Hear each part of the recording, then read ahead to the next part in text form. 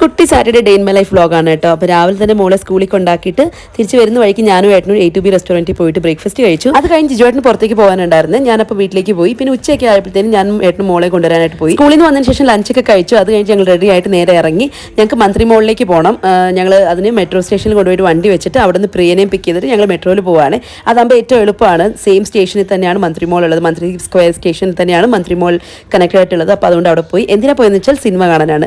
ഞങ്ങൾ പോയത് IMAX തിയേറ്ററിലായിരുന്നു. Cinema കണ്ടത് ഏതാണെന്ന് വെച്ചാൽ മഞ്ഞുമൽ ബോയ്സ് ആണ്. ഇപ്പം ഹിറ്റായിക്കൊണ്ട് ഓടിക്കൊണ്ടിരിക്കുന്ന മഞ്ഞുമൽ ബോയ്സ്.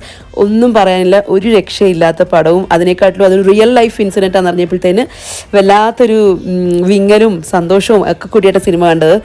എന്തായാലും കിടിലം പടമായിരുന്നു. കാണാത്തവരുണ്ടെങ്കിൽ ഒന്ന് പോയി കാണുക. ഫിലിം കഴിഞ്ഞതിന് ശേഷം നമ്മൾ ഫുഡ് കോർട്ടിൽ പോയിട്ട് ഒനേസ്റ്റെന്നും KFCന്നും ഒരു ബർഗറും പോപ്കോണൊക്കെ മേടിച്ച് കഴിച്ചു. പിന്നെ പ്രത്യേകിച്ച് ഒന്നും ചെയ്യാനില്ലാത്തതുകൊണ്ട് നമ്മൾ നേരെ മെട്രോ കയറി വീട്ടിലേക്ക് വന്ന് വരുന്ന വഴിക്ക് ഒരു ചായ കുടിക്കാനായിട്ട് നമ്മൾ KL 58 കയറി.